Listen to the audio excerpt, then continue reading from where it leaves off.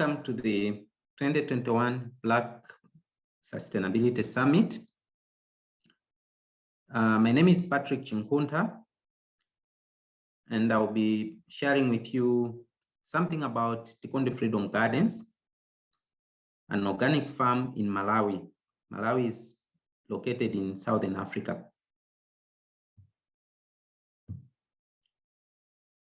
I'll start by quoting from the late Dr. Chinkhuntha, who founded Tikondwe Freedom Gardens. He said that the environment is the best professor. It has no moods and provides wholesome lessons. It cooperates and do not compete with nature. All is there if only people can learn to see.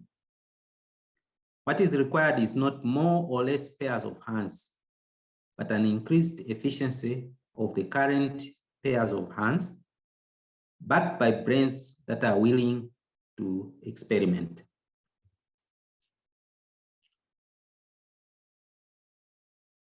I'll give you a historical background of Tikondwe Freedom Gardens. In short, we just call it Freedom Gardens.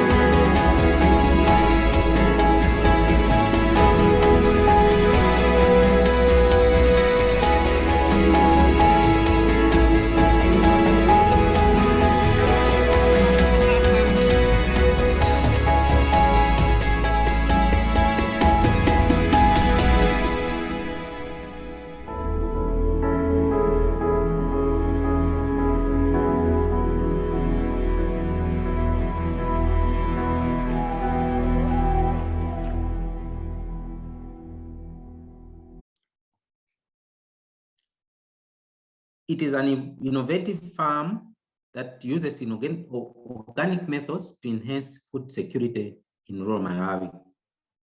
It was founded in 1982 by the late Dr. Chinkhuntha with an initial investment of around $130 on a small piece of land of about 10 by 10 meters.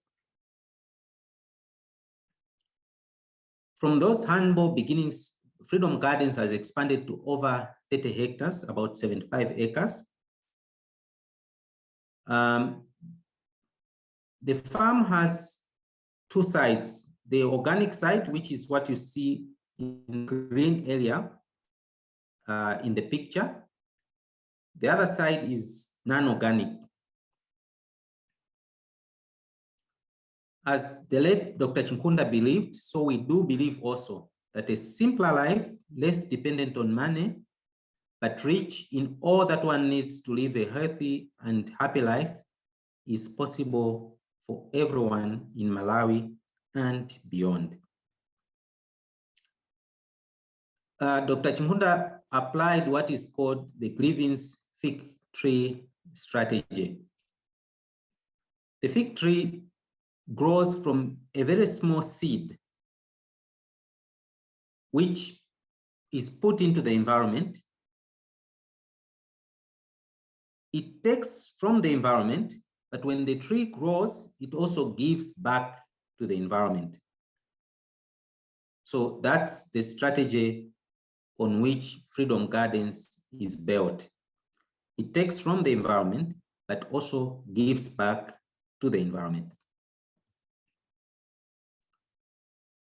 Tikondwe Freedom Gardens was established on marginal land. The upper side of the farm was severely degraded with gullies.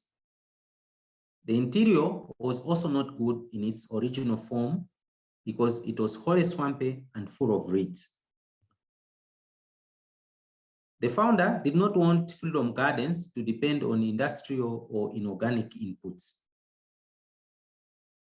So Freedom Gardens is a result of persistent and systematic trial and error, carrying out indigenous environmental conservation practices that reclaimed the first 10 hectares of land and even beyond.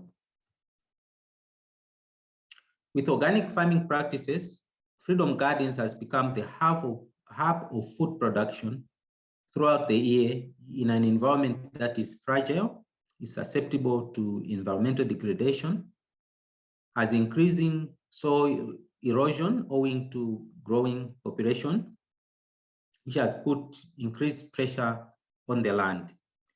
But also, it has been impacted by climate change. Freedom Gardens extends its services to the communities around it, but also nationally and internationally. It has become a training center for permaculture, natural holistic living, a national and regional focal point for community-based natural resources management. With the practices that Freedom Gardens has put in place, it has contributed a lot to the family, the Chinkhuntha family, becoming food sovereign. The idea of Freedom Gardens was originally conceived by the father and founder, Dr. Chinkhuntha and Mrs. Chinkhuntha, out of concern for two basic human needs, food sovereignty and also economic welfare for the family, the extended family cycle, as well as the community which we are part of. Tikondwe means let us be happy. And food sovereignty means the right of each person to have access to use the food one needs or wants whenever one needs or wants it. Food sovereignty can only be achieved through sustainable practices which are embedded in the principle of permaculture. In permaculture, for you to achieve food sovereignty, you need to first achieve seed sovereignty.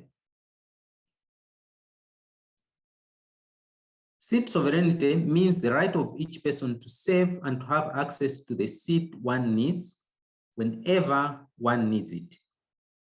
Hence, seed sovereignty in permaculture is one of the fundamental principles for achieving food sovereignty.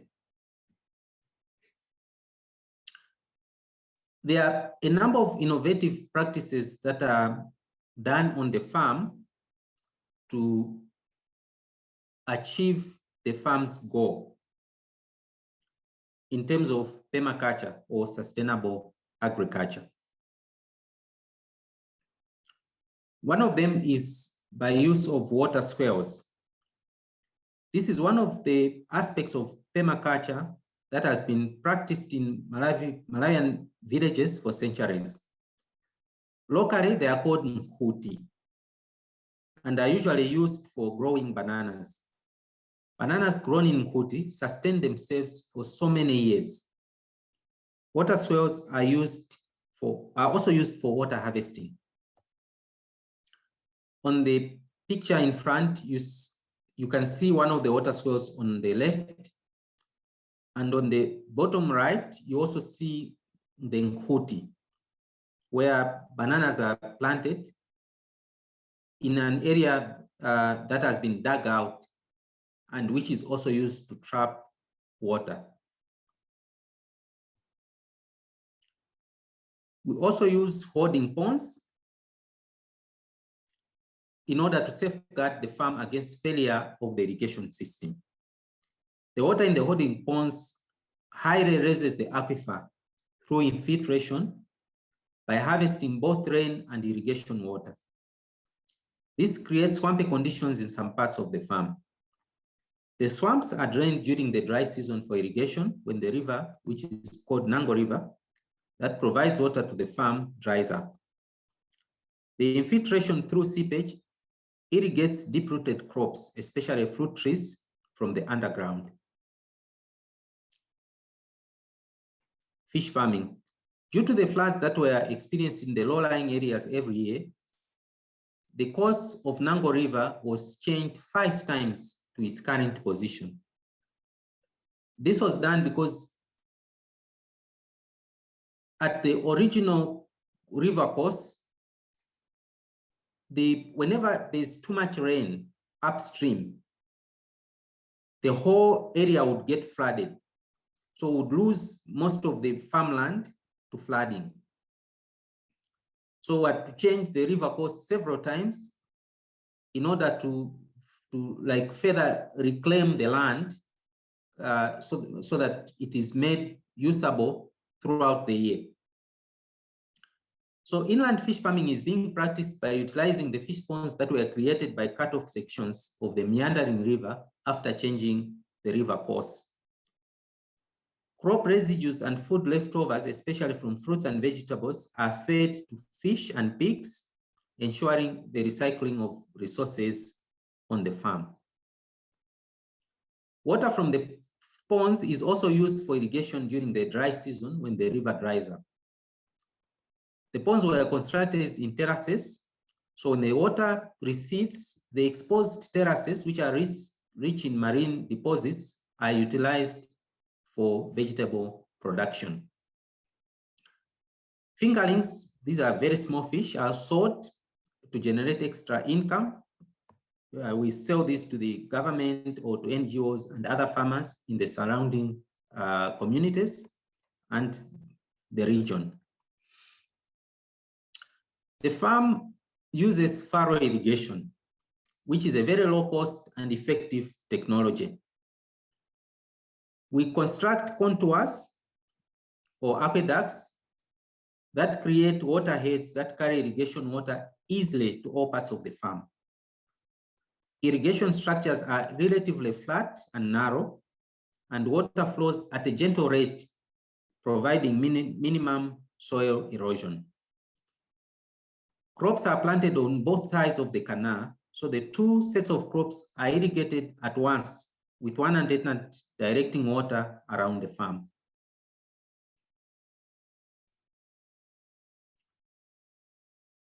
Freedom Gardens are also integrated solar-powered irrigation to sustain crops once the river dries up.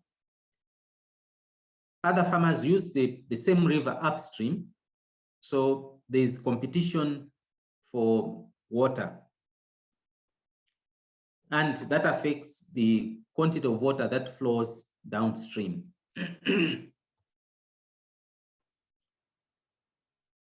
There's also a drainage system that has been set up so that it complements the whole ecosystem and creates a reciprocity between the drainage and irrigation systems on the farm. The drainage water complements by way of irrigation by water flow to low-lying and drier portions of the farm. Excess drainage water is collected from the swampy spots and directed to low-lying dry areas for irrigation.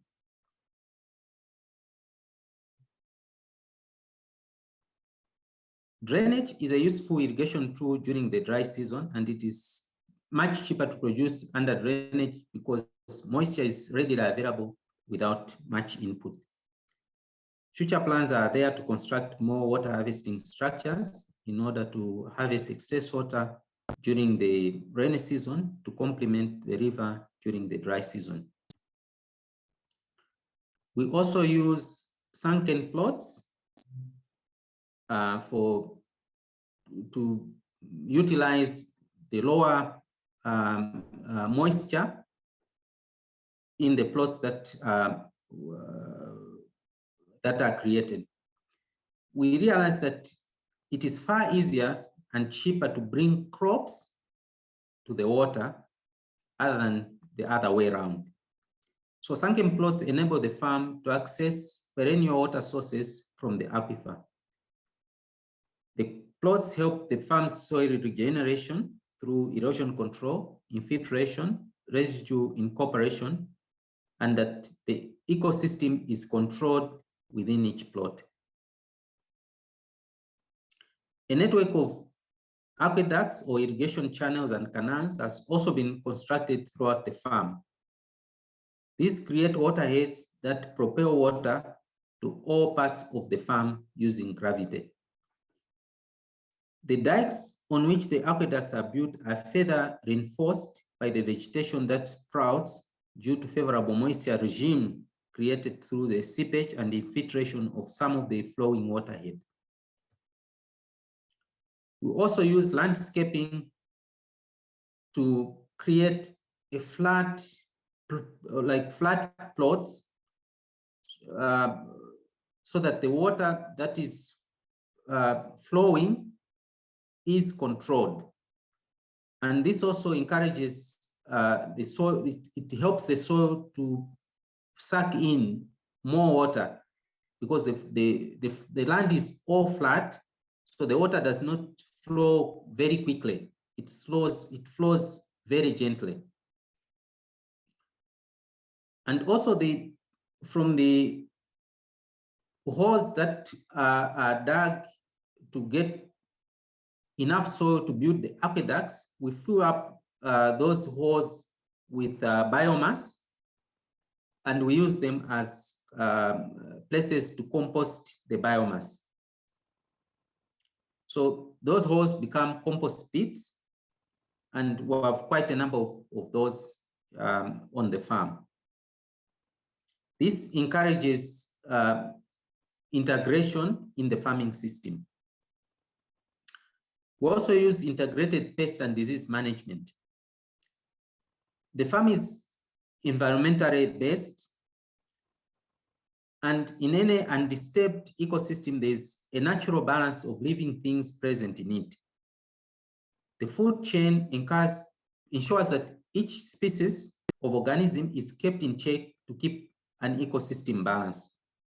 Based on this rationale, natural pest and disease management is being practiced on the farm. It involves the use of locally available plants, planting of flowers, and interplanting of crops. For example, in the picture that you see, we have the French marigold. It's a flower which has a bit of a smell. That smell drives away small insects and pests from the growing, the vegetables that you see growing there.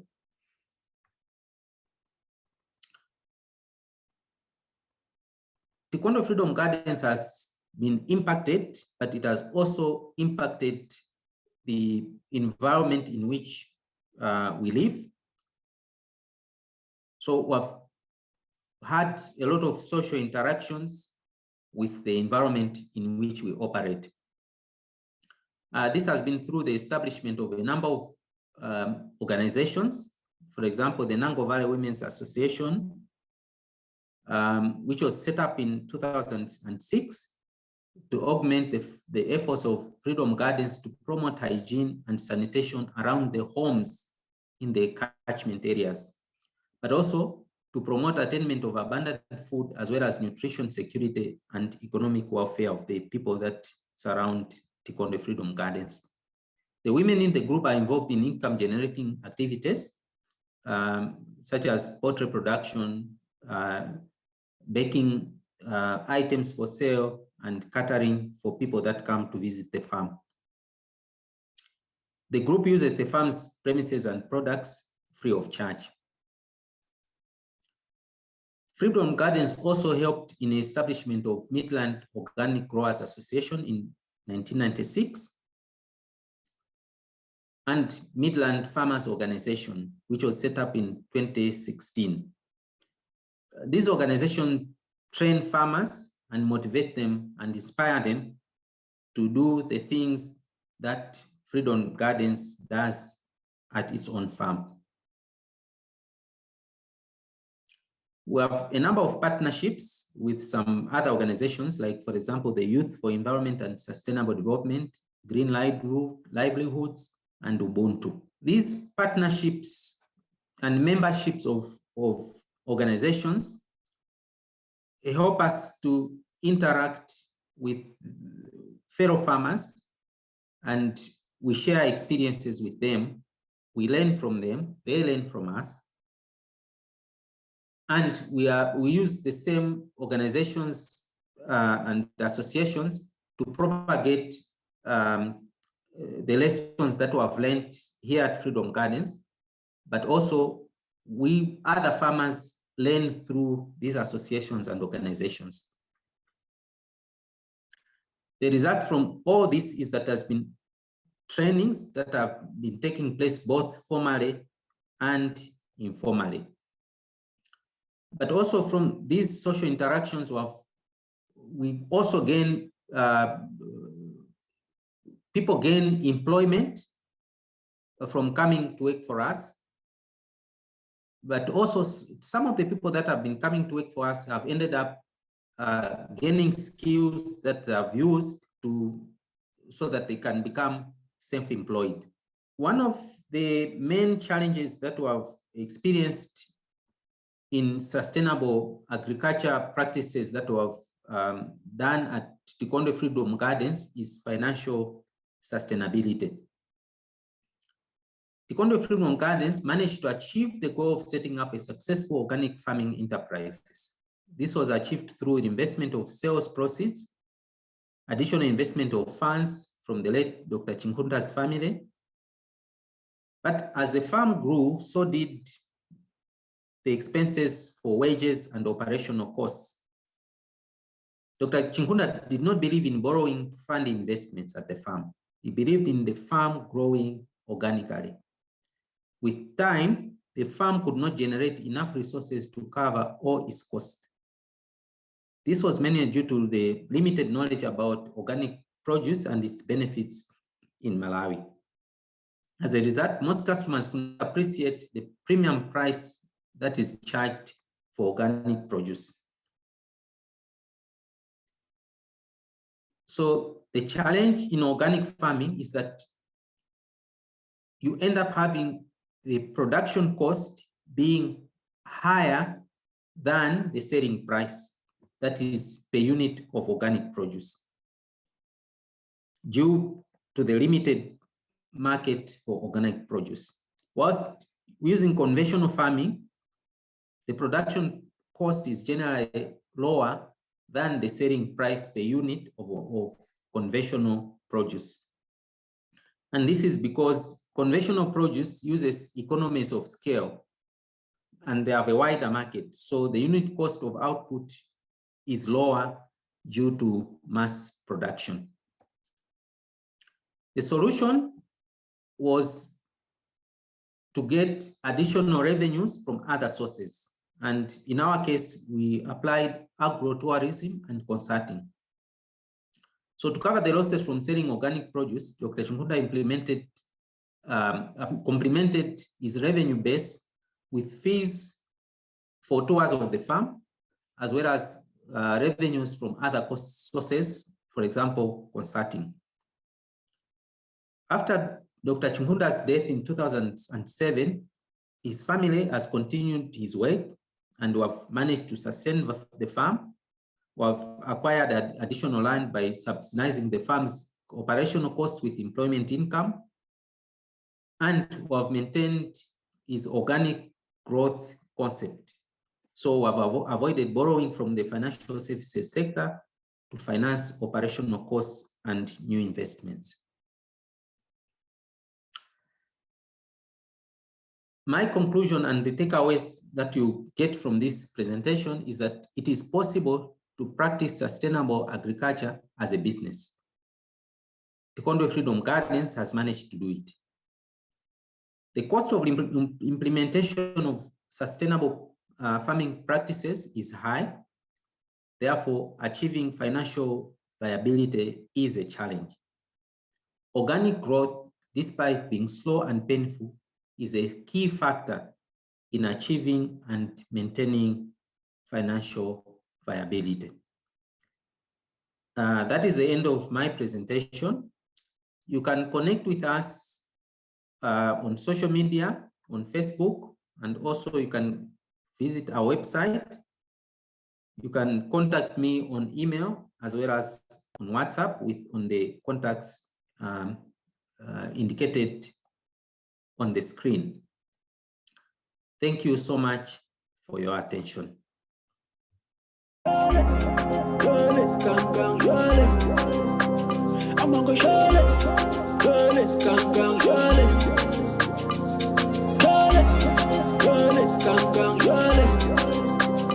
gonna show it.